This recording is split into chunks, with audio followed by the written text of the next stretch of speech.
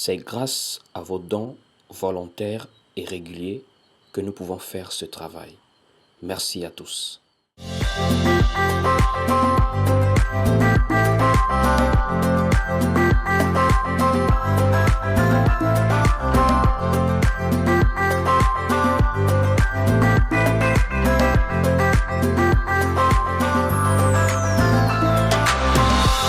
L'argent dans l'Église. Alors, c'est un sujet assez sensible, assez compliqué à aborder, tant aujourd'hui on a beaucoup de scandales de nos jours. On a des scandales par rapport à des gens qui estiment que on ne devrait pas demander de l'argent. Il y a aussi des sommes exorbitantes que des gens demandent. Nous voyons un peu sur Internet comment des gens, on leur demande des sommes exorbitantes. Ça veut dire, les gens se sentent un peu asphyxiés. Des gens se sentent vraiment comme la corde cou dans cette affaire d'argent dans le milieu chrétien. Est-ce que c'est normal de demander de l'argent dans l'église? Est-ce que c'est normal de demander des grosses sommes d'argent?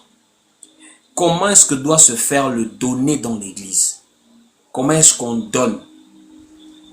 Alors nous allons aller pas à pas, nous allons toucher plusieurs points pour permettre de très bien comprendre. Déjà, frères et sœurs, pour commencer, nous devons comprendre que lorsque nous parlons d'église, nous parlons d'un groupe de personnes qui ont pour lien l'amour. L'amour est le lien de la perfection dans l'église. S'il n'y a pas d'amour au milieu d'un groupe de personnes, ces personnes ne peuvent pas s'appeler église. Voici pourquoi c'est en cela qu'est résumée même la loi et les prophètes. Aime ton prochain comme toi-même. À combien plus forte raison lorsque nous sommes dans les choses de Dieu? Nous devons nous aimer les uns les autres. Et le fait de s'aimer les uns les autres, nécessairement, développe un sentiment de partage et d'assistance. Ça, c'est d'abord la base. Le fait de s'aimer les uns les autres développe un sentiment de partage et d'assistance. Ça veut dire, lorsque nous avons quelque chose, cette chose peut devenir aussi un bien pour les autres. Peut être utile pour les autres, peut aider les autres. De même également, le fait qu'on puisse s'aimer, lorsque l'autre est dans une difficulté, on ressent la même difficulté. On partage les peines, on partage les difficultés et on partage aussi les solutions. Donc en cela, le fait qu'il ait le donné dans l'église, ce n'est pas quelque chose d'anti-biblique. On donne dans l'église parce que en évoluant en communauté, on développe des sentiments d'amour fraternel et dans la fraternité, il y a le partage, il y a l'entraide, il y a le soutien, il y a l'assistance. Et c'est à plusieurs niveaux. Voici pourquoi je voudrais vraiment que tu puisses partager, parce que nous allons détailler ça. À la base, frères et sœurs, même avant de parler de l'église, lorsque nous sommes d'abord un adorateur de Dieu, le donner est à la base. Parce que je répète ici, nous ne sommes pas influencés par les critiques qui sont sur Internet ici là. Il y a des pages qui sont là pour relayer rien que des critiques sur les églises. Une fois qu'on parle d'argent, une fois qu'on parle du donner, ça devient comme un scandale. Mais allons-y dans la Bible. Depuis Abel et Caïn, nous voyons que l'adoration se manifeste premièrement par la reconnaissance. On ne peut pas adorer Dieu si on n'est pas reconnaissant envers Dieu. Et cette reconnaissance s'est souvent manifestée par une offrande. Ça veut dire quelque chose que l'on offre à Dieu, quelque chose que l'on donne à Dieu.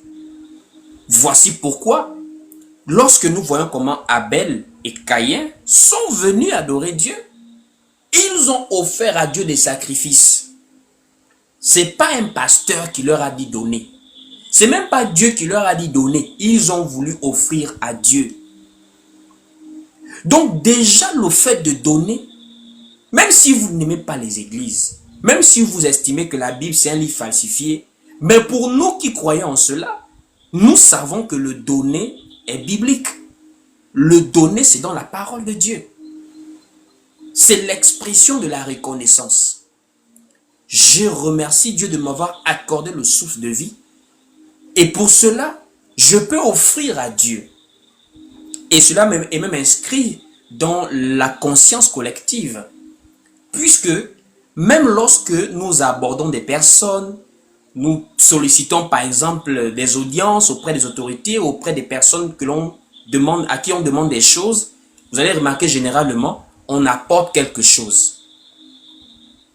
Donc, c'est pas quelque chose d'aujourd'hui en fait, que nous remarquons que le donner est là.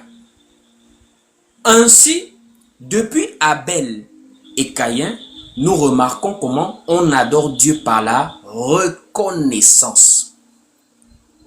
Et cela continue jusqu'à Abraham. Abraham, qui est le patriarche des alliances, nous voyons que lorsqu'il invoque l'Éternel, il dresse un autel à l'Éternel. Dans le livre de Genèse chapitre 12, lorsque l'Éternel lorsque Dieu va se faire invoquer par Abraham, dans Genèse chapitre 12, du verset 7 à 8, nous remarquons que Abraham va dresser un autel. Et quand il dresse un autel, c'est pour offrir un sacrifice. Cela est même une préfiguration du sacrifice que Dieu lui-même va faire. Puisque la parole dit, car Dieu a tant aimé le monde qu'il a donné. Dieu a tant aimé le monde qu'il a donné. Donc Dieu lui-même, il nous enseigne dans sa parole que l'amour se manifeste par le donner aussi. Lorsqu'on aime, on donne ou on se donne à quelqu'un. Et c'est aussi cela que nous montre dans les Écritures. Le donner est typiquement quelque chose de biblique. Voici pourquoi vous allez remarquer, même quand on parle de la dîme, pour ceux qui prélèvent la dîme, ils vont s'appuyer sur Abraham avant Moïse. Puisque Abraham lui-même, on ne lui a pas imposé. Abraham lui-même a voulu donner. Abraham donne une dîme. C'est une dîme même volontaire dans Genèse chapitre 14. On va lire cela. Dans Genèse chapitre 14, Abraham est vainqueur. Il vient de la guerre. Et pour exprimer la reconnaissance, Abraham va donner. Genèse au chapitre 14. On va lire. Nous sommes dans Genèse au chapitre 14. Nous sommes ici à partir du verset 19. Lisons. Genèse chapitre 14 à partir du verset 19, il est écrit ici. Il bénit Abraham et dit, béni soit Abraham par le Dieu très haut, maître du ciel et de la terre. Béni soit le très haut qui a livré tes ennemis entre tes mains. Et Abraham lui donna la dîme de tout. Abraham lui donna la dîme de tout. Et c'est comme cela également que Jacob va également présenter la promesse de la dîme à l'Éternel par un sujet de prière. Si tu me gardes, si tu me protèges, si tu me permets de revenir comme je pars dans ce voyage, je te donnerai la dîme de tout. Nous sommes dans Genèse chapitre 28. Allons-y lire.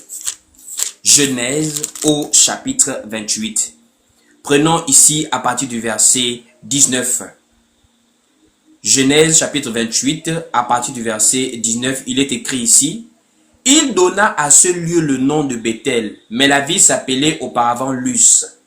Jacob fit un vœu en disant, si Dieu est avec moi et me garde pendant ce voyage que je fais, s'il me donne du pain à manger et des habits pour me vêtir, et si je retourne en paix à la maison de mon père, l'Éternel sera mon Dieu.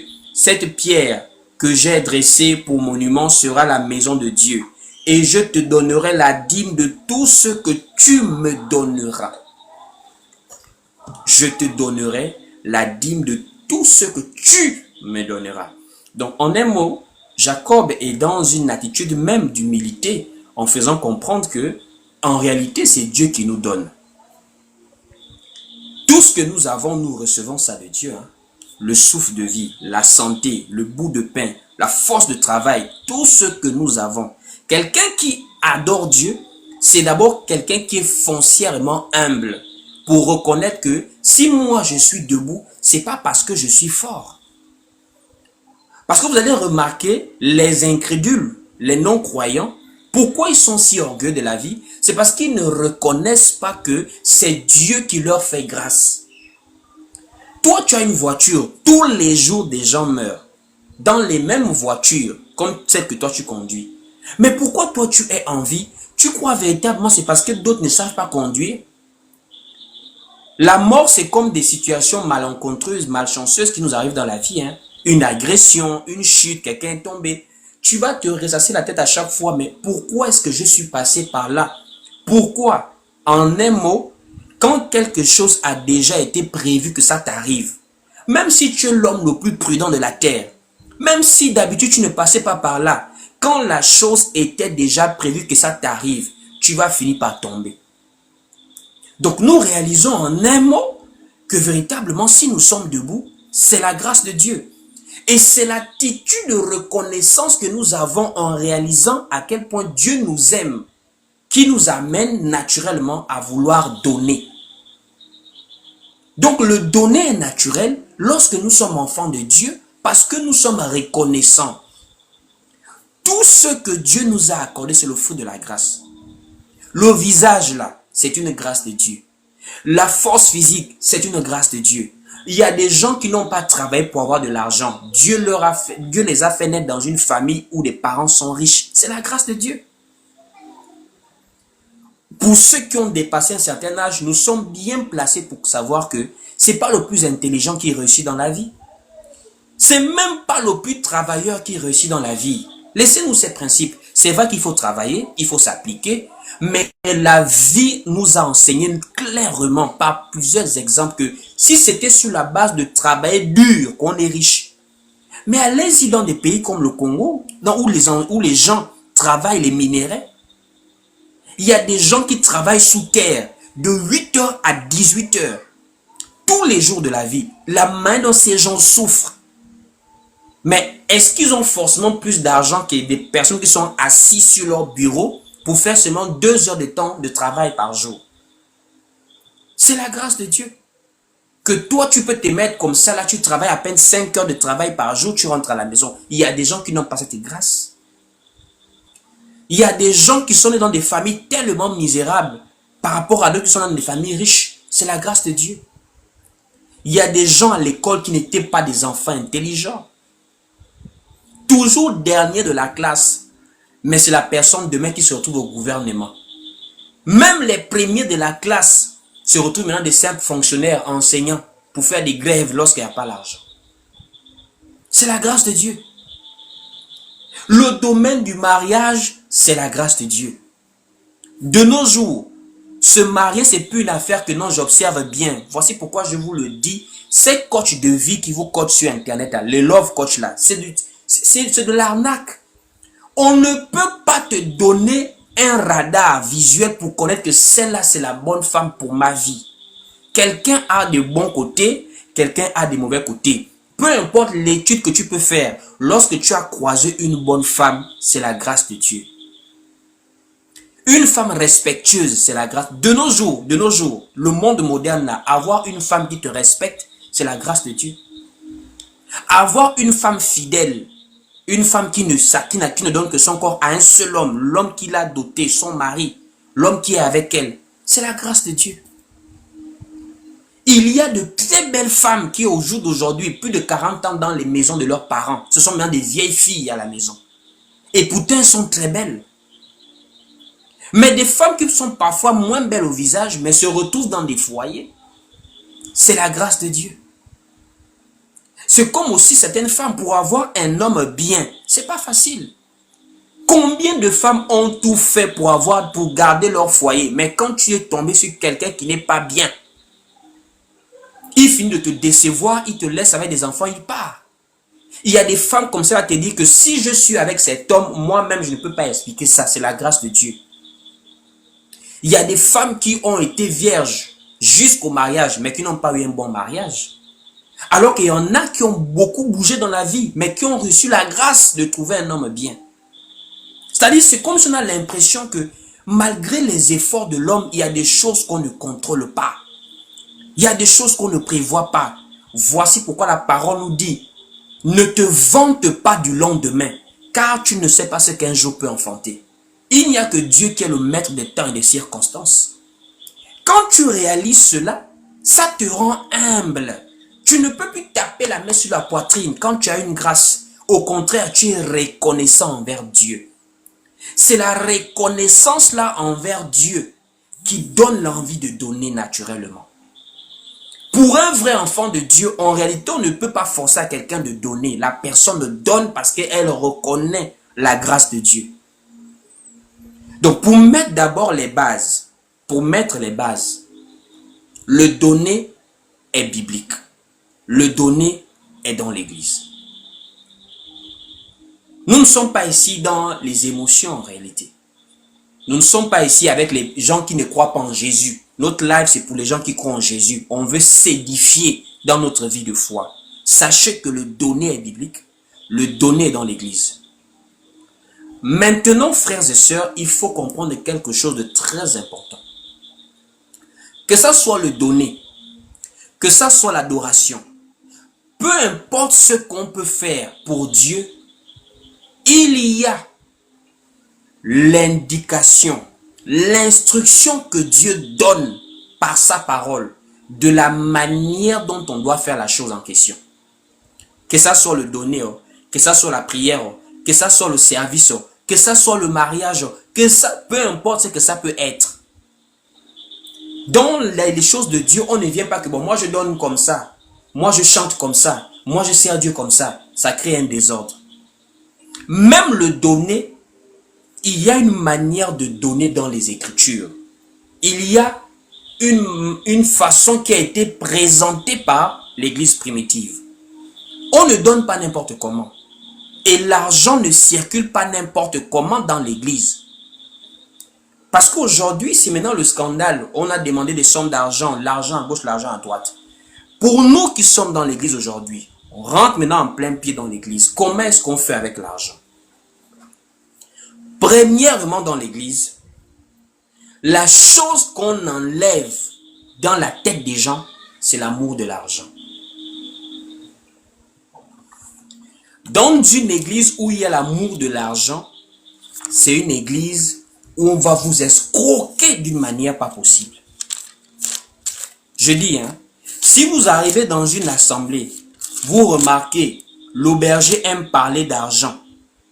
Lui, ses prédications, c'est sur l'argent. Il faut sortir si vous pouvez sortir. Sortez.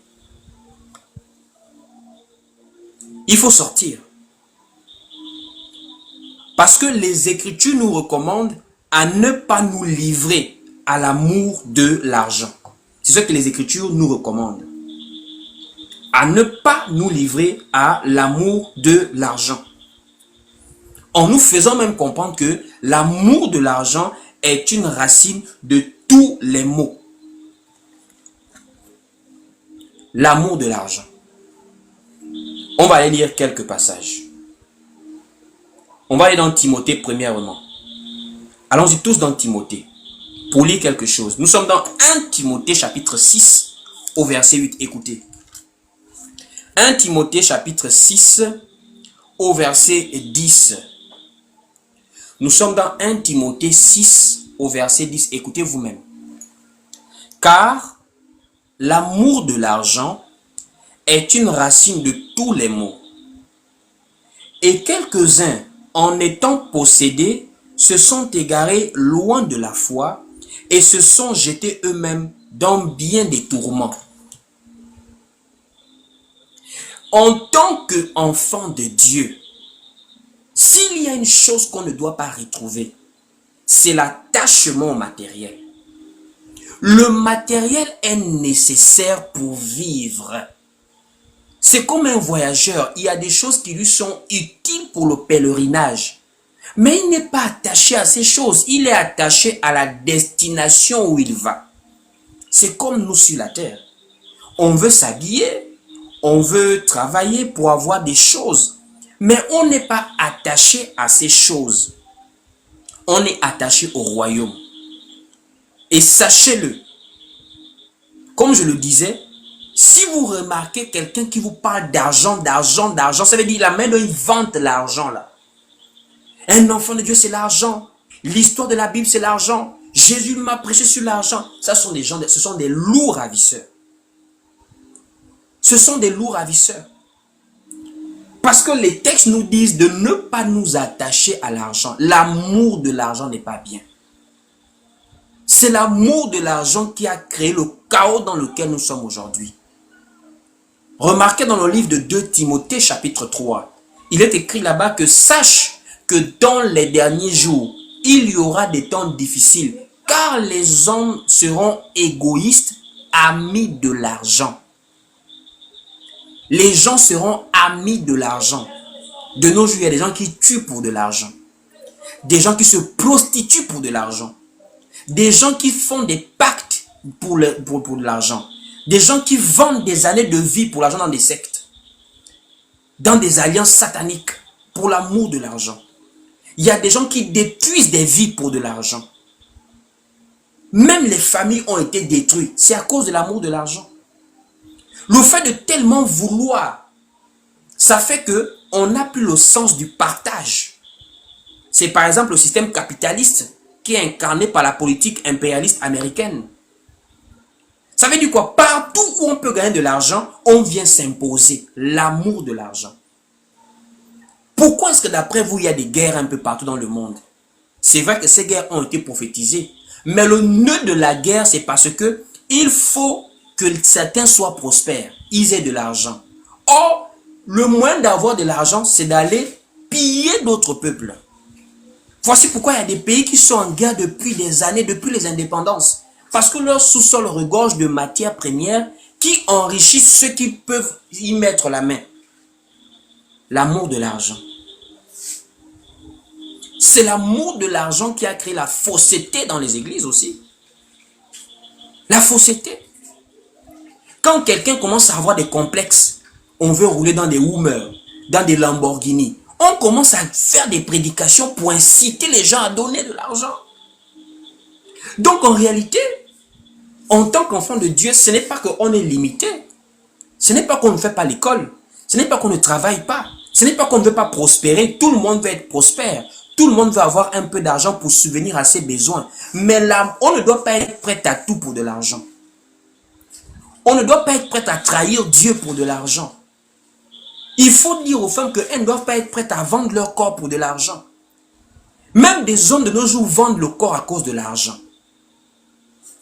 Voici pourquoi on ne peut pas retrouver un message lié à l'argent dans l'église.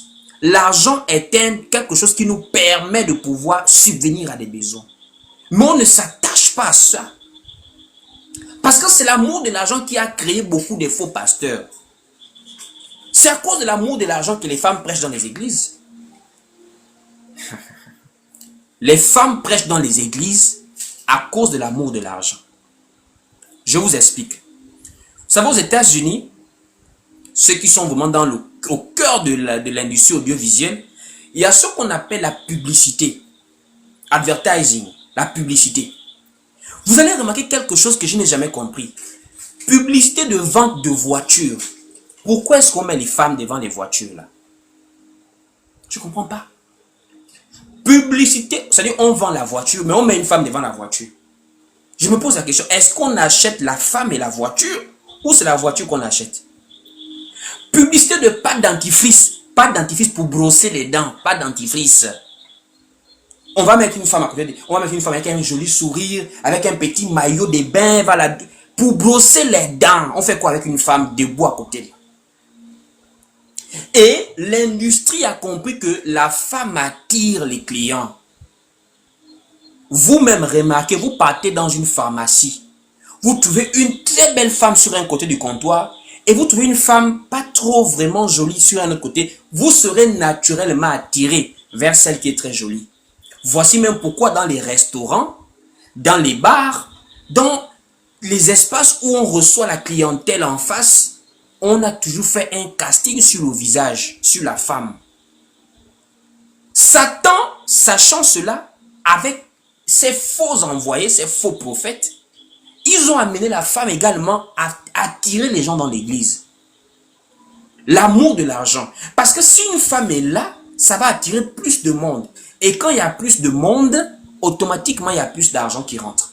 L'église devient comme une entreprise où il faut trouver des moyens pour attirer les gens.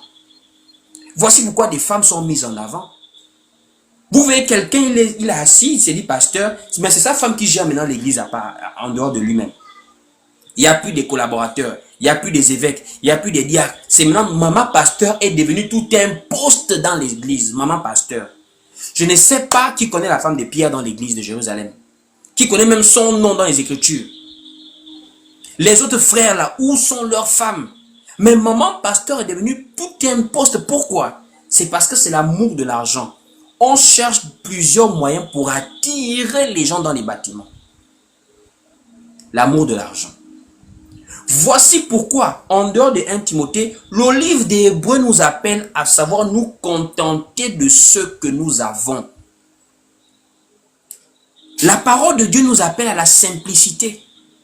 Parce que quand on rentre dans la comparaison, quand on rentre dans les jalousies, je vous assure, on ne va jamais se rassasier. Tu vas voir quelqu'un, grande église.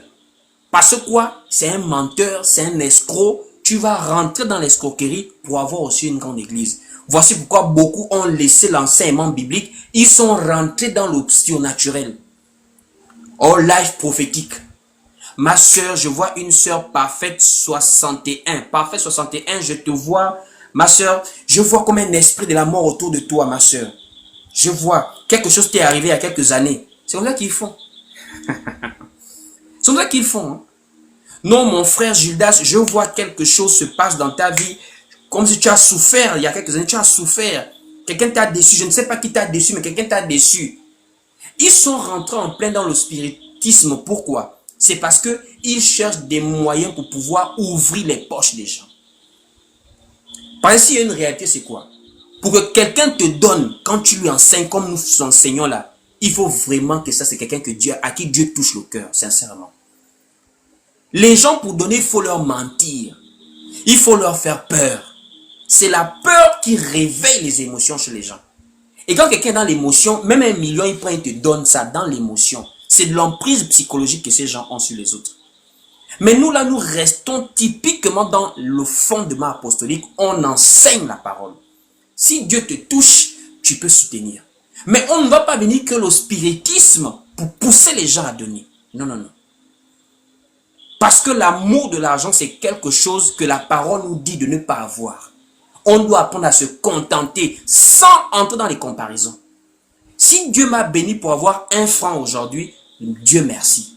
Si j'ai 10 francs demain, Dieu merci. Si je retombe à 4 francs après-demain, Dieu merci. Pourvu que Dieu me permette de moins se manger tous les jours. C'est cette simplicité qui permet qu'on ne puisse pas faire l'accent sur l'argent. Allons-y lire le livre de Hébreux. On va voir comment la parole nous recommande encore cela dans Hébreux. Nous sommes dans le livre d'Hébreux, nous allons lire Hébreux chapitre 13 au verset 5. Il est écrit ici dans Hébreux 13 au verset 5. Ne vous livrez pas à l'amour de l'argent. Contentez-vous de ce que vous avez, car Dieu lui-même a dit, je ne te délaisserai point et je ne t'abandonnerai point. Apprendre à se contenter, c'est important. Qu'est-ce que Satan a fait? Satan travaille aujourd'hui beaucoup avec les réseaux sociaux. Les gens de nos jours sont dans une comparaison incompréhensible. Surtout les femmes avec Instagram. Les perruques, les mèches, l'habillement. Et c'est entré dans le domaine de l'église. De nos jours, quand vous allez à l'église, c'est maintenant la concurrence du vestimentaire. Il y a des gens 2 mois à porter une seule veste. C'est pas possible. C'est-à-dire, lui part à l'église pour qu'on le voit habillé. Il n'est pas pour prier Dieu. Surtout les femmes. Non, on m'a trop vu avec la robe là. Mais qui te voit d'abord? Est-ce que tu penses que moi je vais aller à m'assembler pour voir les gens qui sont habillés? Mais je vais pour prier mon Dieu. L'amour de l'argent est une racine de tous les maux. C'est-à-dire, plus tu entres dans l'amour de l'argent, plus tu t'éloignes loin de Dieu. Donc, premier point, la parole nous enseigne à ne pas aimer l'argent. L'argent est utile, mais l'argent ne doit pas être ce qui est notre trésor dans notre cœur. Notre trésor, c'est le royaume, c'est la vie éternelle. On doit travailler pour avoir de quoi manger, pour subvenir à nos besoins, pour réaliser des projets. Même pour évangéliser ici, on a besoin d'argent. Mais on ne s'attache pas à l'argent. On ne s'attache pas à ça. L'argent, c'est pas pour aller vivre comme les artistes américains. L'argent, c'est pour vivre de la manière dont Dieu nous permet de vivre, à notre niveau. Maintenant, quelles sont les différentes formes de données que nous retrouvons? Non seulement dans la Bible, mais précisément dans l'Église. C'est à ce niveau maintenant que le problème commence. C'est à ce niveau que le problème commence. Les différentes formes du donné là. Frères et sœurs, vous le savez très bien, c'est un grand débat ici sur Internet. Nous avons la dîme, nous avons les offrandes, nous avons les libéralités. Nous avons même ce qu'on appelle des actions de grâce. À la base, la dîme est biblique, à la base. Parce que beaucoup d'églises continuent à pratiquer le prélèvement de la dîme en faisant comprendre que c'est dans la Bible. Effectivement, c'est dans la Bible. Mais ce n'est pas tout ce qui est dans la Bible qui est pratiqué aujourd'hui. À l'exemple des taureaux qu'on égorgeait au temple de Jérusalem, on ne le fait plus aujourd'hui. À l'exemple du serpent d'airain au milieu d'Israël, on a plus ça aujourd'hui. À l'exemple de l'arche de Noé, on a plus ça aujourd'hui. À l'exemple des fêtes de l'Éternel dans Lévitique chapitre 23, on a plus ça aujourd'hui. Donc, venez nous dire que comme la dîme est dans la Bible, on pratique la dîme, on va aller posément. Vous-même, vous le savez très bien. Dieu a travaillé jusqu'à aujourd'hui dans 2 grandes dispensations. La dispensation de la loi qu'il traitait avec le peuple d'Israël et la dispensation de la grâce apportée par Jésus-Christ pour les nations, l'Église. En Israël, nous avions plusieurs dîmes. Et cela avait été institué en Israël. Ça veut dire que tout Israël, les Juifs étaient imposés à donner la dîme. Et cette dîme-là, il y avait une manière précise de les donner. On ne donnait pas la dîme comme on veut. C'est-à-dire, tu te lèves un bon matin, je donne la dîme. Non, non, non. Il fallait respecter certaines choses. Déjà, la dîme n'était pas en argent. Donc, quelqu'un qui vient vous dire, s'aimer dans l'œuvre de Dieu, c'est payer la dîme et c'est avec de l'argent. Mais c'est quelqu'un lui-même qui, il faut complètement sortir de cet endroit. Puisque lui-même, le livre qu'il lit pour pouvoir vous expliquer la parole, c'est un livre que lui-même il est en train de contredire.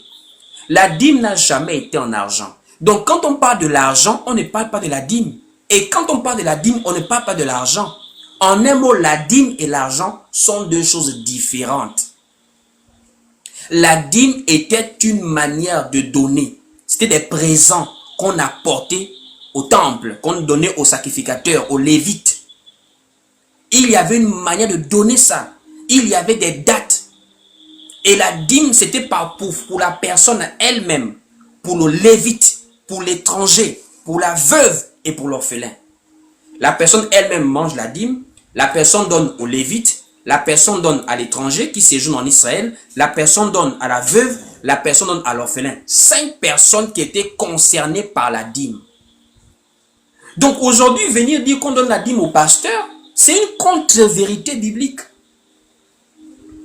C'est une contre-vérité biblique de venir dire, moi je donne ma dîme à mon pasteur. Mais ton pasteur n'a pas le droit, puisque l'endroit où la dîme a été instituée, nous voyons clairement que Ce n'est pas au pasteur qu'on donne la dîme. On va lire quelques textes pour vous montrer que la dîme dans les églises aujourd'hui est une escroquerie. Ça ne respecte pas l'institution de la dîme en Israël, puisque la dîme vient de Israël, ça ne vient pas des apôtres du Seigneur. Les apôtres du Seigneur n'ont jamais institué la dîme. Voici pourquoi on ne parle pas de la dîme dans les églises. À partir de Actes des Apôtres jusqu'à Apocalypse, on ne voit pas un endroit où on a prélevé la dîme quelque part. On ne voit pas un endroit. On va les lire. Nous prenons le livre de Nombres. Pour commencer, nous prenons Nombres chapitre 18 à partir du verset 30. Nombres au chapitre 18. On va aller pas à pas. On va tous chercher à comprendre aujourd'hui. Donc, Nombres chapitre 18. Nous sommes ici dans Nombres chapitre 18 à partir du verset 30. Il est écrit ici, tu leur diras, quand vous aurez prélevé le meilleur, la dîme sera comptée aux Lévites. Aux Lévites. Comme le revenu de l'air et comme le revenu de la cuve. Vous la mangerez en un lieu quelconque. Écoutez très bien. On dit ici, quand vous en aurez prélevé le meilleur, la dîme sera comptée aux Lévites comme le revenu de l'air et comme le revenu de la cuve. Vous la mangerez en un lieu quelconque, vous et votre maison. Car c'est votre salaire pour le service que vous faites à la tente d'assignation. Les Lévites ne travaillaient pas dans l'église. Les Lévites travaillaient dans la tente d'assignation en Israël. Ou encore dans le temple. Donc quand on parle de la dîme, on ne parle pas d'un lieu où on se rassemble comme ici sur TikTok où on part se rassembler quelque part et on apporte la dîme.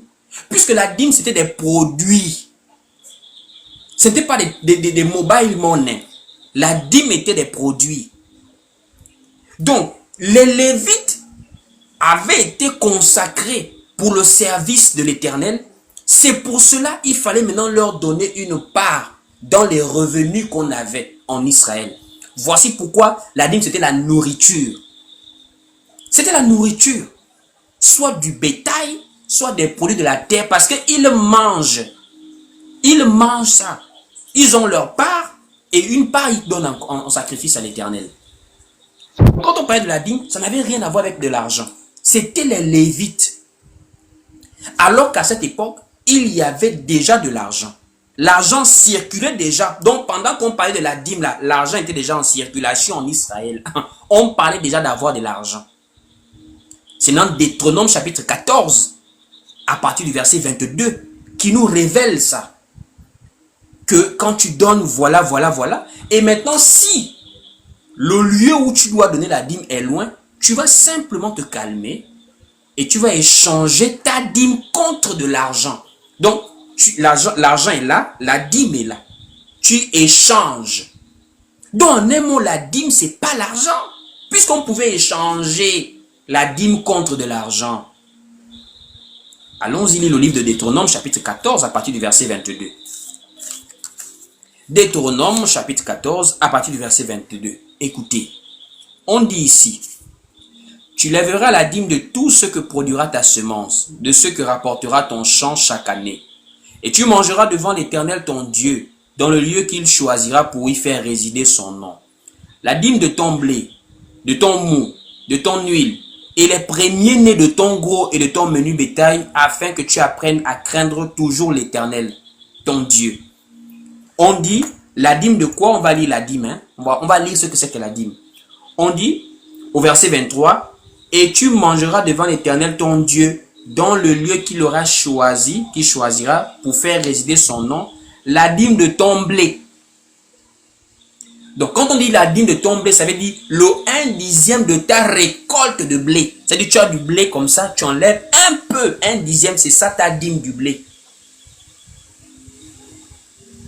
La dîme de ton blé, de ton mou, de ton huile. Même l'huile avait la dîme. L'huile que tu as dans ta maison, là, il faut apporter ça au pasteur. Tu prends un peu dans le gobelet, tu lui donnes, c'est la dîme. C'est ça qui est écrit dans la Bible. On dit la dîme de ton huile. Donne-lui la dîme. Il veut la dîme, non. Pas prendre un peu de l'huile, tu mets dans le gobelet, tu vois un dixième, tu prends, tu lui donnes ça. Parce que c'est la dîme de l'huile qu'on parle ici. Là. On ne parle pas de la dîme d'argent. De ton huile et les premiers-nés de ton gros et de ton menu bétail. Au verset 24, maintenant écoutez vous-même, on dit, peut-être lorsque l'Éternel ton Dieu t'aura béni, le chemin sera trop long pour que tu puisses transporter ta dîme à cause de ton éloignement du lieu qu'aura choisi l'Éternel ton Dieu pour y faire résider son nom. Au verset 25, alors tu échangeras ta dîme contre de l'argent. Même si on ne veut pas accepter ce que je dis, mais vous-même reconnaissez quand même que ça tourne un peu dans le cerveau. On dit tu échangeras ta dîme contre de l'argent. Ça veut dire la dîme, c'est pas l'argent. La dîme, ce sont des produits qu'on pouvait faire un troc. On entendait parler d'un troc ici, là. Tu troques, tu échanges la dîme, tu prends de l'argent. Comme l'argent ne pourrit pas, tu attrapes ça et quand tu vas arriver à l'endroit où tu dois donner la dîme, tu vas racheter d'autres produits pour en faire la dîme que tu vas donner. On dit maintenant ici, voilà, peut-être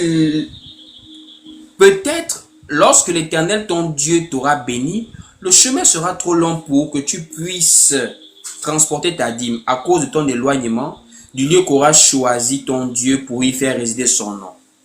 Alors tu échangeras ta dîme contre de l'argent, tu serreras cet argent dans ta main et tu iras au lieu que l'Éternel ton Dieu aura choisi. Là, tu achèteras avec l'argent tout ce que tu désireras, des bœufs, des brebis, du vin et des liqueurs fortes, tout ce qui te fera plaisir. Tu mangeras devant l'Éternel ton Dieu. Voilà, et tu te réjouiras toi et ta famille. Donc la dîme, cette forme de donner-là, n'est pas dans l'église. Ça concernait Israël.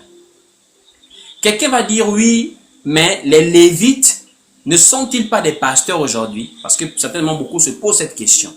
Les Lévites ne sont-ils pas des pasteurs aujourd'hui? Frères et sœurs, il faut très bien comprendre la parole. Quand on parle des Lévites, on parle de ceux qui travaillaient physiquement dans le temple en Israël ou encore dans la tente d'assignation. Ça n'a déjà rien à voir avec l'église. Puisqu'en église, déjà en esprit et en vérité, il n'y a plus un lieu physique obligatoire où il faut aller servir Dieu. Les Lévites avaient un lieu où Dieu faisait résider son nom. Les Lévites devaient recevoir des produits de la terre, des produits, ça veut dire des produits physiques. Or, dans l'église, ce n'est pas forcément la même chose. Vous voyez un peu. Donc, quand on parle du Lévite, on parle de celui physique qui devait se consacrer à Dieu. Maintenant, dans la nouvelle dispensation, premièrement, on n'a plus un lieu exact pour dire, peu importe où tu es dans ce monde, tu dois aller là-bas pour aller donner quelque chose. Parce que les Lévites là, il y avait un seul lieu où ils donnaient la dîme, où ils prélevaient ça. La dîme était physique. Cette dîme-là concernait la personne elle-même, le Lévite, l'étranger, la veuve et les orphelins. Donc en réalité, le problème, c'est la dîme, puisque la dîme n'a pas été faite pour l'église. La dîme est instituée avec tout ce que nous voyons là pour Israël. Quand on arrive dans l'église, on voit que déjà, premièrement, les apôtres ne font pas mention d'une dîme à prélever. Donc, on donne différemment dans l'église. Parce qu'en Israël, la dîme faisait partie d'un ensemble de lois. Or, tu ne peux pas prendre une loi et laisser les autres. C'est ça que l'apôtre Paul va dire dans le livre de Galates, chapitre 3. Que tu ne peux pas décider qu'il y a 10 lois, tu prends la dîme, tu laisses les 9 autres. Tu te mets sous la malédiction. Donc, dans l'église, nous n'avons pas reçu de loi concernant le donner qui était relatif à Israël. Israël avait sa manière de donner. Israël avait ses promesses. Israël avait ses patriarches. Nous, dans l'Église, nos patriarches, ce sont les apôtres. Donc, à la base, le problème de l'argent dans l'Église, c'est parce que les faux pasteurs sont allés prendre la dîme et ont changé la forme de la dîme. La dîme qui était physique, c'était des produits. Ils en ont fait ça maintenant des billets de monnaie. Des transferts de mobile money. Alors qu'il y avait déjà l'argent à l'époque de la dîme. Mais l'argent n'a jamais été appelé dîme. La dîme a toujours été relative à des produits. C'est ce qu'il faut clairement comprendre. Donc une fois qu'on a compris que l'argent dans l'église là, en réalité, on ne peut plus parler de dîme, ça va déjà statuer les choses, bien fixer les choses. On ne doit pas demander aux gens de payer la dîme dans l'église. On ne doit pas demander ça aux gens. Parce que si tu veux respecter la dîme, tu dois respecter tout ce qui va avec la dîme. Tu ne peux pas prendre la dîme et tu veux changer la dîme. On ne change pas. On laisse ce qui ne nous concerne pas. On prend ce qui nous concerne. La dîme ne nous concerne pas. Tu ne peux pas aller prendre la dîme qui avait des lois, qui avait une manière d'être donnée, qui avait des critères, et tu veux changer la dîme. C'est-à-dire que tu gardes le dixième, mais tu ne mets plus les produits, c'est maintenant l'argent. Tu ne donnes plus à la veuve et l'orphelin, tu ne donnes plus à l'étranger, tu ne donnes plus aux lévites, puisque dans l'église, il n'y a pas les lévites. Dans l'église, on a apôtres, prophètes, docteurs, pasteurs, évangélistes. Mais qui est lévite? Personne n'est lévite. Les lévites, c'était physique. Nous servons Dieu différemment. Jésus avait dit, l'heure vient où elle est déjà venue, où les vrais adorateurs adoreront le Père en esprit et en vérité, selon les dons ministériels qu'il a donnés, apôtres, pasteurs, prophètes, docteurs, évangélistes. Il ne s'agit pas des lévites. Donc le donné est différent de celui qu'on voyait en Israël. Ainsi, on va maintenant voir comment ça s'est passé dans l'église.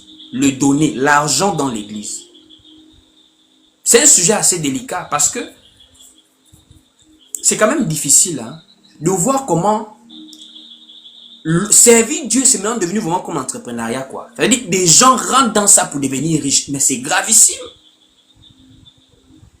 Des gens rentrent dans l'affaire de Dieu pour devenir riches, c'est grave.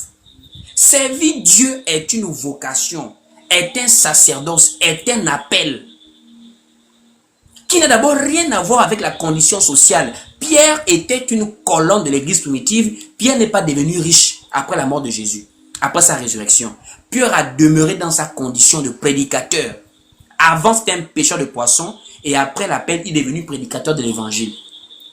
Paul, le plus grand missionnaire de l'église, était un simple prédicateur. Pas riche, pas des moyens. Il vivait avec le soutien et l'assistance des frères et sœurs dans la foi. Mais comment l'église, comment ça a commencé alors qu'à leur argent, alors qu'à leur époque, ils pouvaient déjà faire l'escroquerie? Au temps de Paul, il y avait déjà des escrocs. Au temps de Paul, il y avait déjà des gens qui aimaient l'argent. Acte 19, on parle des fils de Séva. Acte chapitre 16, on parle de la femme à l'esprit de Python. Une femme que des gens gagnaient l'argent derrière elle. Elle fait des divinations, comme toute cette bande de prophétesses menteuses que je vois sur TikTok ici, là. Maman prophétesse. Toutes les femmes qui vous prêchent la parole ici, en disant que ce sont des prophétesses, c'est une bande de bandites qui doivent se repentir. Aucune femme ne prêche la parole dans l'église. Donc, il y a des gens qui ont envoyé la femme à l'esprit de Python. En devinant sur la vie des gens, elle procurait de l'argent à ces gens-là. Mais les apôtres restaient modestes en prêchant simplement la parole. En prêchant simplement la parole. Donc, comment ça s'est passé dans l'église concernant le donner?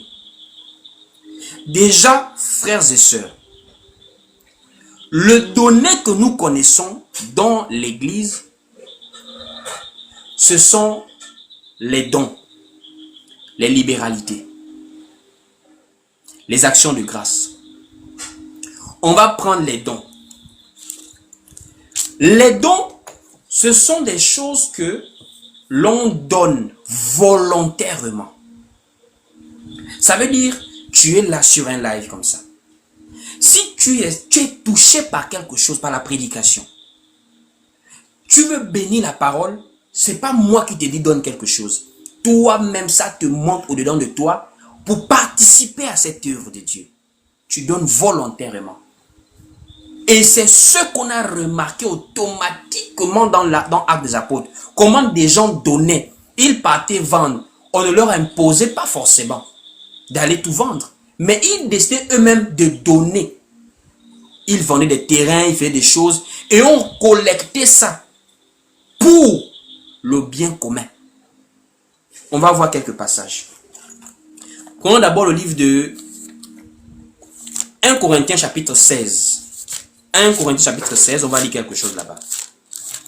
1 Corinthiens au chapitre 16, dès le verset 1er, écoutez vous-même. 1 Corinthiens chapitre 16, dès le verset 1er au verset 2. 1 Corinthiens 16, du verset 1er au verset 2, voilà. Il est écrit ici, pour ce qui concerne la collecte en faveur des saints, agissez vous aussi comme je l'ai ordonné aux églises de la Galatie. Que chacun de vous, le premier jour de la semaine, mette à part chez lui ce qu'il pourra, selon sa prospérité, afin qu'on n'attende pas mon arrivée pour recueillir les dons. Pour recueillir les dons. Donc les dons, ce sont aussi même des libéralités, c'est presque la même chose, puisque à la suite, il va maintenant parler de ça comme libéralité. Au verset 3, par exemple, il dit ici, « Et quand je serai venu, j'enverrai avec des lettres pour porter vos libéralités à Jérusalem, les personnes que vous aurez approuvées. » Donc, le don, c'est la libéralité. Donc, dans l'église, on donne de manière volontaire, selon sa prospérité. Donc, automatiquement, même la pensée de parler de dîme, c'est pas pareil, c'est pas facile. Puisque le 1/10 là, qui était imposé en Israël, mais dans l'église, il y a des gens qui gagnent des salaires tellement bas, tu vas dire à quelqu'un donner 1/10. Bien, le 1/10 est parfois qui est difficile à donner à tout moment. Il peut donner 1/5 si c'est ce qu'il a. C'est comme s'il peut aussi donner le 1/80 si c'est ce qu'il a. On donne maintenant selon ce qu'on peut avoir. On n'a plus une loi qui nous impose un tarif, mais on donne en toute vérité et transparence. C'est ce qui s'est passé avec Ananias et Saphira. Parce que les gens vont penser que c'est parce qu'ils n'ont pas voulu tout donner qu'ils sont morts. Non. Ils sont morts parce qu'ils ont menti. Il y a une différence entre dire la vérité, ce que tu donnes, et vouloir mentir ce que tu donnes. C'est pas parce qu'ils n'ont pas voulu tout donner, mais c'est parce qu'ils ont voulu mentir que c'est seulement ce qu'ils avaient. Il faut être clair. Moi, je peux gagner, par exemple, tu dis à ton pasteur, moi, je peux gagner, par exemple, 50 000 euros. Mais j'ai des problèmes, j'ai des projets, je peux te donner, par exemple, 5 000 euros. Ou encore même 500 euros, ou même seulement 50 euros. C'est toi qui dis la vérité. Tu n'as pas peur de quelqu'un. C'est ton argent, Dieu t'a béni. Tu bénis si tu veux. Pas obligé de mentir. Or, Ananias et Saphira ont voulu mentir. C'est le mensonge qui a mené à ce qu'ils puissent mourir. Donc, on parle de libéralité, on parle de don. Voici pourquoi l'apôtre Paul en parle, par exemple, dans le livre de 2 Corinthiens, chapitre 9, que chacun donne comme il a résolu en son cœur, sans tristesse ni contrainte, car Dieu aime celui qui donne avec joie. Allons-y lire 2 Corinthiens, chapitre 9, au verset 7. Nous sommes dans 2 Corinthiens, chapitre 9, au verset 7. Écoutez vous-même ce qui est écrit ici. On dit ici que chacun donne comme il a résolu en son cœur, sans tristesse ni contrainte, car Dieu aime celui qui donne avec joie. Dieu aime celui qui donne avec joie. Mais ça montre à quel point il y a une mafia qui s'est installée de nos jours. Comment est-ce qu'on peut faire? On peut dire aux gens qu'il faut donner l'offrande qui fait mal. Je n'ai jamais compris cette affaire. L'offrande qui fait mal alors que la parole te dit sans tristesse ni contrainte. Mais toi, on te dit l'offrande, c'est-à-dire on est en train de te dire le contraire de ce que les apôtres ont dit. L'apôtre Paul a dit, donne avec la joie de donner. Si tu es millionnaire, donne ce que tu peux avoir. Même 1000 euros, donne. Mais ça ne doit pas être le fruit de la tristesse. Parce que le pasteur t'a imposé de donner. Et c'est le problème que nous voyons de nos jours en scandale sur TikTok ici là. Ça veut dire quoi? Tu te lèves pour dire à quelqu'un, viens prendre l'enveloppe de 10 000 euros. Mais quelqu'un n'a même pas d'abord même 2 000 euros dans son compte. Toi, tu dis non, viens prendre l'enveloppe de 10 000 euros. Même si tu n'as pas, c'est la foi. Ah, maman, papa, toi, tu es normal ce que tu fais aux gens là. Des choses que toi-même, tu ne peux même pas faire. Tu demandes aux gens de le faire. Quelqu'un n'a même pas 2 000 euros dans son compte. Toi, tu lui dis d'avoir la foi, de venir prendre l'enveloppe pour avoir la dette morale de 10 000 euros sur toi. Donc, en un mot, il n'y a aucune joie, il y a beaucoup de tristesse. Parce que quand tu prends l'enveloppe là, il va aller avoir des soucis à la maison. J'ai 10 000 euros que je dois donner à l'église. Je dois 10 000 euros à Dieu. J'ai dit, Dieu, tu dois à Dieu 10 000 euros. Regardez les choses qu'on fait comprendre aux gens. Ça veut dire que il y a des gens comme ça, il y a des pasteurs qui sont là, il n'a pas d'argent, mais il est riche. Pourquoi? Les gens se sont endettés devant lui. Donc, il a même peut-être 200 000 euros, il est là, il est assis tranquille là, dans sa vie, il est pépère, quoi. Il est au calme. Alors qu'en réalité, ce qu'on doit faire, c'est quoi? Quand il y a un besoin, on expose le besoin. Et maintenant, chacun donne selon ce qu'il a. Le peu qu'il a, l'autre a 1 euro, il vient donner. L'autre a 4, il vient donner. L'autre a 500, il vient donner. L'autre a 1000, il vient donner. C'est l'ensemble qui fait la force. C'est pas la compétition à montrer qui a le plus de foi. C'est pas parce que quelqu'un donne plus d'argent que toi que ça veut dire qu'il aime plus Dieu que toi. Attention. C'est un enseignement diabolique qui est appuyé sur l'amour de l'argent dans l'église. On fait comprendre aux gens que plus ta semence est grande, plus tu aimes Dieu. Mais pas forcément. On donne ce qu'on a. Quelqu'un peut avoir que 100 euros dans son compte. S'il donne 50 euros, il reste avec 50 euros. Mais il a plus donné que celui qui a 1 million d'euros et qui donne 10 000 euros. Parce que quand on fait la comparaison du pourcentage, il a donné la moitié de ce qu'il a. Mais celui qui est millionnaire n'a donné que le superflu. Et c'est même ce que Jésus a enseigné dans Luc. Il y avait une femme qui a donné 2 petites pièces d'argent. Mais il y a d'autres qui ont mis beaucoup d'argent. Jésus a dit, c'est la femme qui a donné plus d'argent. Parce qu'elle a donné tout ce qu'elle a. Je voudrais qu'on parte lire ça. Nous sommes dans Luc. Luc, on va lire Luc. Pour comprendre cette affaire-là. Luc chapitre 21, dès le verset 1er. Luc 21, dès le verset 1er. Écoutez vous-même. Comment Jésus va féliciter les efforts de tout le monde. Luc 21, verset 1er, il est écrit ici. Jésus ayant levé les yeux, vit les riches qui mettaient leur offrande dans le tronc. Il vit aussi une pauvre veuve qui mettait 2 petites pièces. Et il dit, je vous le dis en vérité, cette pauvre veuve a mis plus que les autres. Car c'est de leur superflu que tous ceux-là ont mis des offrandes dans le tronc. Mais elle a mis de son nécessaire, tout ce qu'elle avait pour vivre. En réalité, je vous assure, les avares, c'est quand ils ont un peu que tu connais s'il est avare. Les gens, non, je n'ai pas encore beaucoup, je vais donner quand j'aurai. Ce sont des avares. Parce que c'est pas quand tu as beaucoup que tu donnes. C'est le peu que tu as. Quand tu commences déjà à donner le peu là, imagine quand tu auras beaucoup. La veuve de Sarepta, elle n'a pas attendu.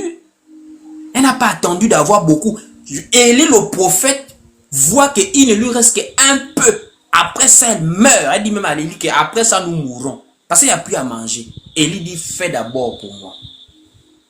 C'est-à-dire, c'est le peu. Mais des gens, c'est maintenant la compétition. Les 10 000 euros, 5 000 euros. Ça fait quoi? Celui qui a peu, c'est sans complexer maintenant dans les églises. De nos jours, les gens n'aiment plus donner les pièces dans les églises.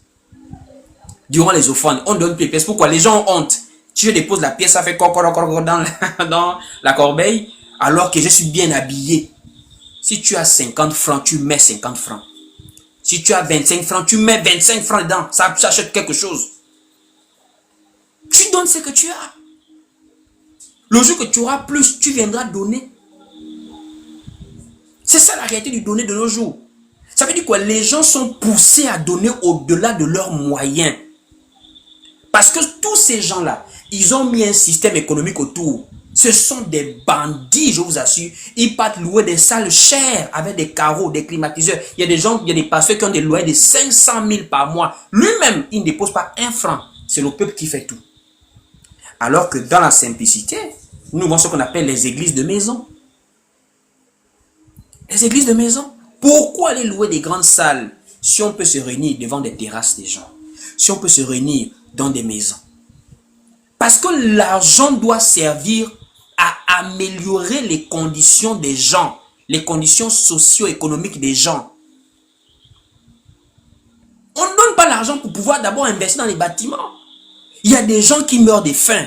Il y a des gens qui n'ont pas d'argent pour aller à l'école. Il y a des enfants qui sont désœuvrés. Le chômage frappe. Au lieu d'aider les gens pour qu'ils puissent s'émanciper, pour davantage soutenir, c'est d'abord des bâtiments que les gens partent louer.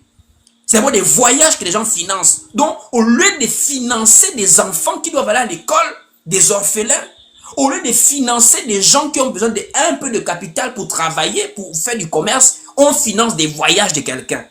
Parce qu'il doit aller en première classe. Il ne peut pas voyager comme tout le monde parce que c'est un serviteur de Dieu. Mais regarde Pierre. Regarde Pierre, la vie que Pierre menait, la vie que Paul menait. Tu vas comprendre que tu es un bandit. C'est du banditisme. Parce que l'apôtre Paul va jusqu'à nous dire, si on a le manger ou le vêtement, cela nous suffit. Paul, lui, était hébergé par des gens. Toi qui dois avoir les hôtels 5 étoiles, parce que tu sais Dieu. Jésus est mort à la croix pour que tu sois riche. Nous, Jésus est mort à la croix pour qu'on ait la vie éternelle d'abord. La richesse après. Premièrement, la vie éternelle. La richesse peut venir après. Et c'est la volonté de Dieu. On n'impose pas à Dieu des choses. Donc, l'argent, c'est ça. Dans l'église, c'est une libéralité que l'on donne. On donne ce que l'on peut donner avec joie, sans contrainte, sans tristesse. Il faut bien le savoir. Maintenant, à quoi sert cet argent? À qui donne-t-on l'argent dans l'église? C'est une question aussi.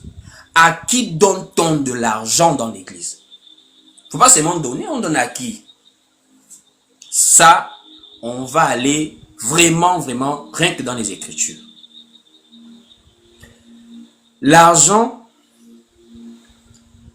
ou encore les collectes servent à la bonne marche de la communauté, au bon fonctionnement de la vie de l'assemblée. Ça veut dire, on recense toutes les différentes charges qu'il y a dans la communauté. Moi, je n'appelle pas le bâtiment, j'appelle la communauté. Parce que l'église, ce n'est pas un bâtiment. Si vous voulez payer les bâtiments, des loyers, ça vous regarde. Moi, je parle de la communauté. Ce sont des individus. On n'investit pas sur des bâtiments, on investit dans la vie des gens. Donc, l'argent sert à quoi dans l'église? Premièrement, l'argent est redistribué selon les besoins de chaque membre de l'église. C'est ça, c'est quoi c'est l'argent? Voici pourquoi je te disais, c'est pas pareil avec le lévite et les hommes de Dieu de nos jours, les serviteurs. Ils sont inclus, mais on va aller pas à pas. Ils sont inclus, on va aller pas à pas. Premièrement, quand on donne, comment tu peux donner et puis tu remarques qu'il y a des gens qui meurent de faim, mais le pasteur ne fait qu'acheter des voitures, des Hummer, des Range Rover, alors qu'il y a des gens qui meurent de faim. Ça montre qu'il y a un détournement de deniers. Il y a un détournement de fonds. Puisque ce n'est pas le pasteur qui nous dit comment on donne, c'est la parole qui nous dit comment il faut donner.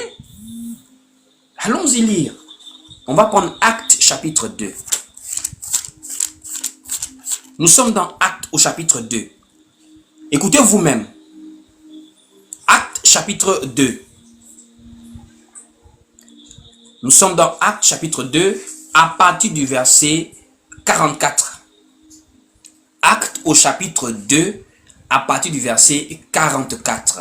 Il est écrit ici: tous ceux qui croyaient étaient dans le même lieu et ils avaient tout en commun. Ils vendaient leurs propriétés et leurs biens et ils ont partagé le produit entre tous selon les besoins de chacun. Selon les besoins de chacun. Ça veut dire quoi? Ça veut dire, dans l'assemblée locale, il y a plusieurs personnes. Il y a des gens qui ont des moyens, qui soutiennent cette œuvre, et il y a d'autres qui n'en ont pas. C'est ça la vie, c'est ça le monde. Tout le monde n'est pas pareil. Tout le monde, même physiquement, on n'est pas pareil. Et même socialement, on n'est pas pareil. Il y a des gens qui ont des véritables moyens. Il y a des gens qui sont dans des familles où il y a des moyens. C'est pas comme tout le monde. Maintenant, comment est-ce qu'on fait pour les besoins de chacun? Premièrement, on aide d'abord la communauté. Parce que là aussi, je veux maintenant un peu toucher le point des gens qui aiment parler des sujets qu'ils ne maîtrisent pas. Moi, je vois ici sur Internet des gens qui disent « Moi, je ne donne pas l'argent à l'église. Je préfère aider les veuves et les orphelins, les pauvres. » Qu'est-ce que tu appelles pauvres et veuves et orphelins? Si tu es avare, dis que tu es avare, tu ne donnes pas. Mais ne viens pas dire « Je ne donne pas à l'église. Moi, je m'avais donné dehors. » Dehors, c'est quoi ça? Tu penses que toi, tu peux aider tout le monde entier. Dans l'église, il y a des nécessités dans l'église. C'est comme quelqu'un dit « Non, moi, j'ai une famille, mais moi, je préfère d'abord nourrir le voisin. » Si tu n'es pas chrétien, pourquoi les gens aiment commenter les choses même tu n'aimes pas les choses de Jésus-Christ. Tu n'es pas chrétien. Mais passe ta route. Au lieu de venir dire des bêtises que tu ne connais pas. Dans la communauté, on donne pour les besoins des membres de la communauté. Pas pour dehors, dans la communauté. Tu ne peux pas dire je ne donne pas dans ma famille parce que je m'avais donné chez le voisin. C'est que tu es maudit. Ça, c'est être maudit. Tu ne crois pas en fait. Il y a plusieurs personnes qui ont des besoins dans l'église. Premièrement, frère, que vous le vouliez ou pas, celui qui est appelé à servir Dieu est pris en compte dans les besoins. Ah oui. Ça fait peut-être, ça vous dérange peut-être pour certains parce que beaucoup de pasteurs vous ont escroqué, c'est vrai, mais ça n'enlève pas la parole de Dieu. Ça, il faut quand même le reconnaître. Il faut le reconnaître. Puisque l'apôtre Paul va maintenant dire dans le livre de 1 Corinthiens chapitre 9 que de la même manière que le lévite, celui qui travaille à l'autel, était nourri par l'autel, de la même manière, celui qui travaille à l'évangile est nourri par l'évangile. Ça, au moins, il faut le reconnaître. Donc, ceux qui servent Dieu dans un appel où ils sont consacrés, je ne parle pas de tous, parce qu'il y a des gens qui ont des responsabilités dans l'assemblée, dans l'œuvre, mais ils travaillent d'abord. Par exemple, un pasteur. En général, les pasteurs sont des gens qui sont des bergers. Donc, ils peuvent aisément exercer une activité. Par exemple, il y travaille, il est fonctionnaire, il a des actifs, il travaille dans le privé, il a une entreprise, il peut gérer. Mais celui qui est appelé à voyager, par exemple, celui qui est appelé à voyager, mais c'est comme Paul. Les gens pensent que Paul travaillait, qu'il était bloqué quelque part. Paul avait un métier. Paul n'était pas salarié. Paul avait un métier. Ça veut dire, Paul avait un savoir-faire. Il était tisserand. Il tissait des tentes. Donc, quand il arrivait quelque part et qu'il pouvait s'occuper, il travaillait la tente. Mais lorsque l'œuvre l'appelait à être consacrée, il laissait le travail de la tente. Ça, il faut le savoir. Donc, cette petite guerre aussi que je vois souvent pour dire non, pourquoi les pasteurs doivent travailler, ça c'est simplement les arguments des gens en réalité qui ne connaissent pas la parole et qui veulent maintenant dénaturer la parole. Dans l'église, dans l'œuvre de Dieu, il y a des gens qui sont consacrés pour pouvoir servir Dieu. Tu ne peux pas être salarié quelque part et à chaque fois être dans 2 avions pour voyager dans le monde entier. Non. C'est pas tous. Ceux qui peuvent travailler quelque part, ils travaillent, ils sont dans l'église locale. Maintenant, ceux qui peuvent voyager, ils voyagent. Et ceux-là, ils sont soutenus par la communauté. On ne leur donne pas tout l'argent. Il y a une répartition des biens. Voici pourquoi ce n'est pas eux qui gèrent. Ce sont les diacres qui gèrent l'argent dans l'église. Les évêques, les diacres. Pourquoi? Ils font un conseil et ils recensent les besoins. Il y a le missionnaire qui doit voyager. Il y a tel enfant qui n'est pas à l'école. Il y a tel qui vient de perdre son mari, il y a telle situation, il y a eu inondation, la maison a été inondée, il y a eu telle situation. Donc, ils recensent les besoins. Et à base de ça, ils disent, voici, il y a tant, pour le missionnaire, il y a tant pour les veuves, il y a tant pour les orphelins, c'est comme cela. Donc, dire que tous les pasteurs qui ne travaillent pas sont des voleurs, ça c'est votre problème aussi. Parce que nous ici, nous ne sommes pas ici pour la guerre contre les pasteurs. Nous prêchons l'évangile de Christ tel que c'est dans la Bible. Quand il faut dénoncer, on dénonce. Quand il faut aussi rétablir la vérité, on rétablit la vérité. Et on va lire ça ici. Nous sommes ici dans le livre de 1 Corinthiens chapitre 9 à partir du verset 13. 1 Corinthiens chapitre 9 à partir du verset 13. Écoutez vous-même. Il est écrit ici, 1 Corinthiens chapitre 9 dès le verset 13. Ne savez-vous pas que ceux qui remplissent les fonctions sacrées sont nourris par le temple? Que ceux qui servent à l'autel ont part à l'autel? De même aussi, le Seigneur a ordonné à ceux qui annoncent l'évangile de vivre de l'évangile. Donc, ça veut dire, il y a les frères, les hommes de Dieu, les serviteurs, ceux qui travaillent dans la prédication, ceux qui sont dans les voyages missionnaires. Ceux-là, il y a une part qui leur est donnée dans l'œuvre de Dieu pour pouvoir travailler dans cette œuvre-là. Pour pouvoir travailler dans cette œuvre-là. Pourquoi? Mais c'est parce que l'apôtre Paul a clairement dit, est-ce qu'on voit un militaire qui va en guerre et lui-même il cherche encore la tenue militaire à ses propres frais? Non, non, non. L'armée t'octroie tout ce dont tu as besoin et toi tu pars en tant que soldat. C'est comme dans l'œuvre. Le Seigneur permet que tu sois béni afin que tu sois outillé pour aller dans la mission. Ce n'est pas du vol, ce n'est pas de l'escroquerie. Ça c'est biblique. L'apôtre Paul lui-même était soutenu par plusieurs personnes dans ses voyages missionnaires. Donc, en dehors du missionnaire, il y a les charges et les besoins de l'œuvre. Même si on se rassemble dans une maison, il peut avoir même une petite charge telle que l'électricité. Ça, c'est pas la dîme. Ça, c'est dans les libéralités, les collectes là. Ça veut dire chacun donne comme il a. Quand ça vient, les diacres, les anciens s'asseyent et ils voient comment on partage en fonction des personnes qui sont nécessiteuses et en fonction des charges, des besoins. Donc, par exemple, il faut payer l'électricité. C'est dans ça qu'on paye l'électricité. C'est exemple. Non, par exemple, si vous louez un espace, par exemple, vous êtes un certain nombre et qu'il faut louer un espace, on puise maintenant dans les collectes pour payer la location des espaces. Il faut aller évangéliser. L'évangélisation demande des moyens.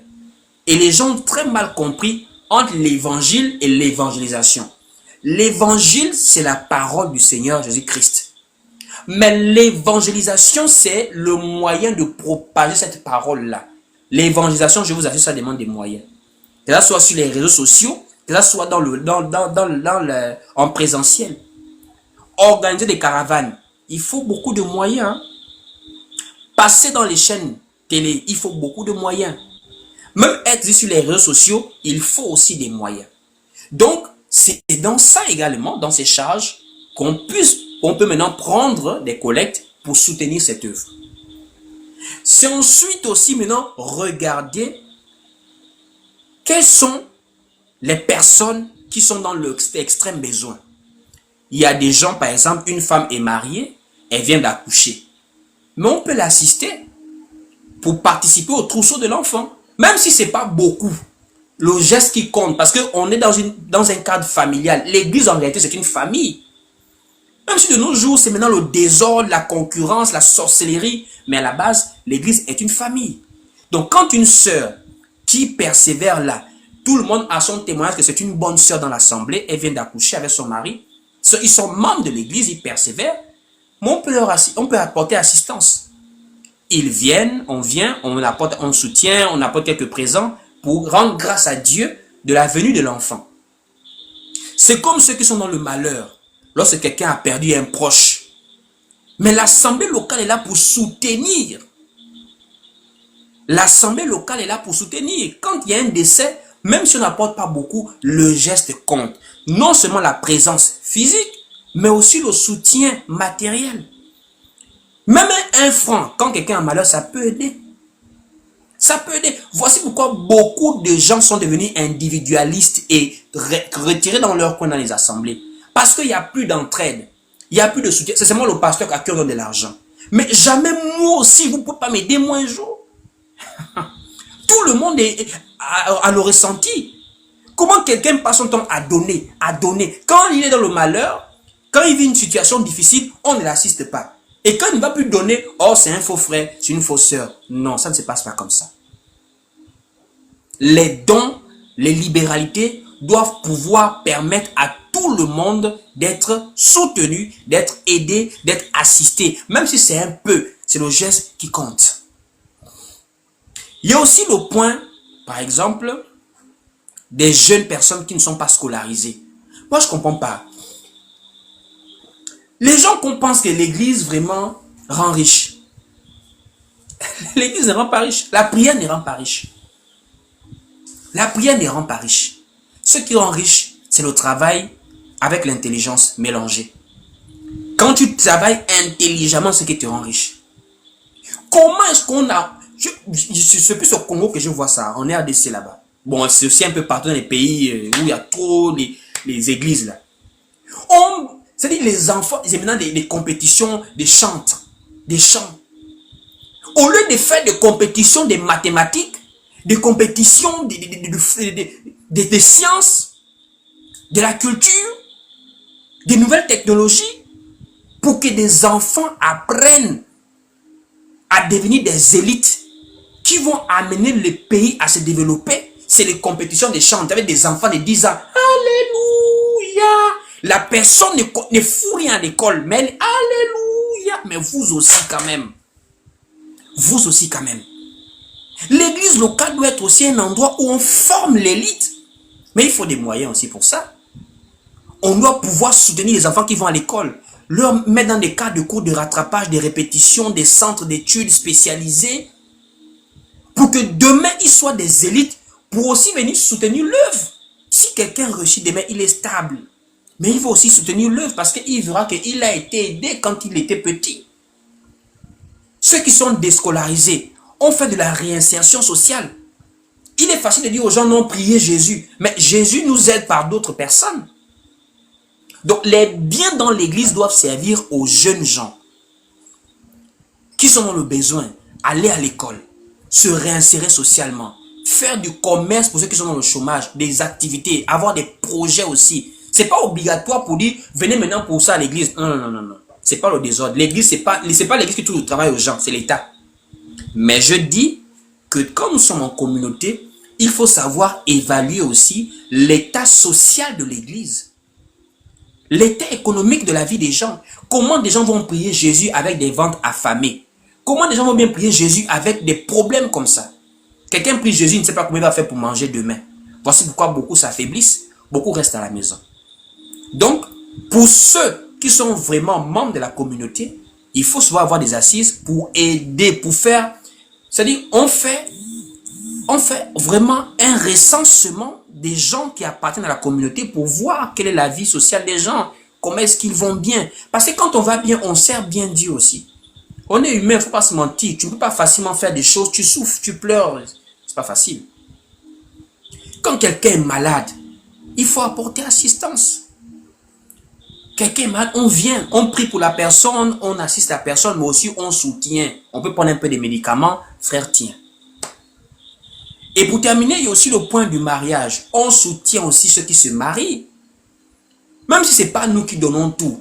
Mais l'assemblée locale doit pouvoir accompagner les gens qui veulent se marier. C'est vous-même les pasteurs qui m'incitent les gens impudiques, impudiques. Mais quand des gens veulent se marier, pourquoi ne pas aider un peu? Pourquoi c'est seulement vous qu'il faut aider quand il faut acheter des voitures, des Range Rover? Mais quand des gens veulent quitter ce que vous condamnez tous les jours, impudiques, impudiques, quand ils veulent se régulariser leur situation, vous ne pouvez pas leur apporter soutien alors qu'il y a de l'argent qui circule dans l'église. L'argent là, c'est pour qui exactement? C'est pas pour le pasteur, c'est pour les membres de la communauté. Il y a des gens qui veulent bien quitter l'impudicité. Voici pourquoi nous prêchons ici là la grâce de Dieu. C'est facile de dire aux gens impudiques, les impudiques. Vous culpabilisez les gens, vous ne connaissez pas leur réalité. Il y a des gens qui sont là, qui pleurent chaque jour que Seigneur, si tu peux m'aider, j'ai envie de quitter cette situation-là. Mais il n'y a pas de moyens. Alors que le pasteur, il est dans les millions. Toi, il te dit, va prier. Mais quand lui a des besoins, il vient exposer à l'église, tout le monde doit cotiser. C'est pas propre ça. C'est ce qu'on appelle de la mafia financière dans les églises. Mafia financière. Il faut voir les besoins de chacun. Donc, vous voyez que l'argent en réalité circule comme ça.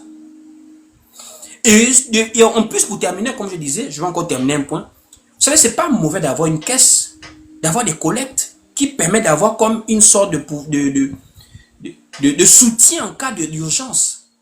Il faut aussi avoir des caisses, c'est pas mauvais en fait. S'il y a assez d'argent, on peut mettre quelque part. Et au cas où il y a des urgences, on peut investir dans quelque chose. Même l'œuvre missionnaire, je vous assure, il n'y a pas quelque chose qui est plus coûteuse que l'œuvre missionnaire dans l'église. Faire la mission que vous voyez là. Même être en live sur TikTok, c'est un investissement.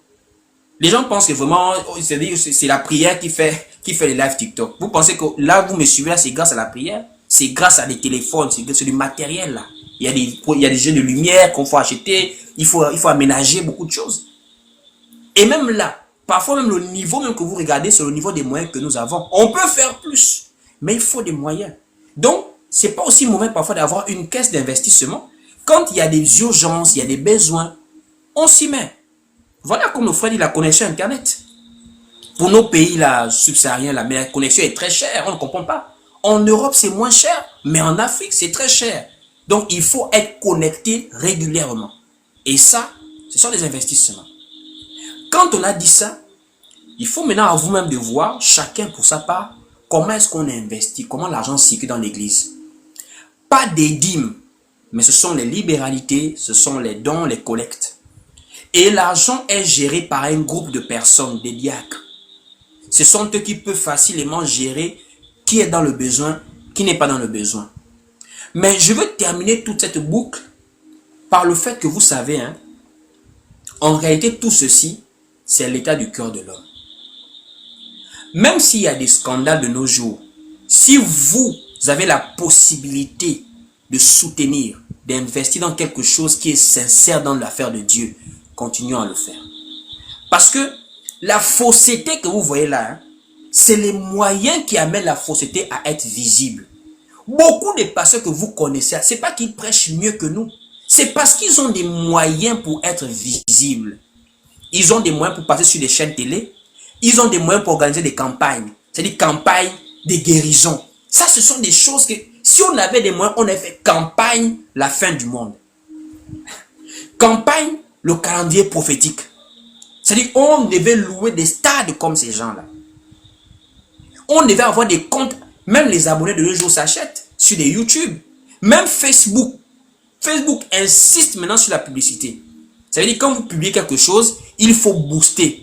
Donc, dans tous les points maintenant, il faut avoir des moyens pour aussi faire connaître le vrai évangile dans le monde actuellement. Il y a des voyages qu'il faut faire dans nos pays pour aller enlever la fausseté religieuse qui est entrée même jusque dans les provinces. Faire le tour des quartiers. On parle des campagnes. La véritable campagne, c'est vraiment prêcher l'évangile dans les nations, dans les villes, dans les villages.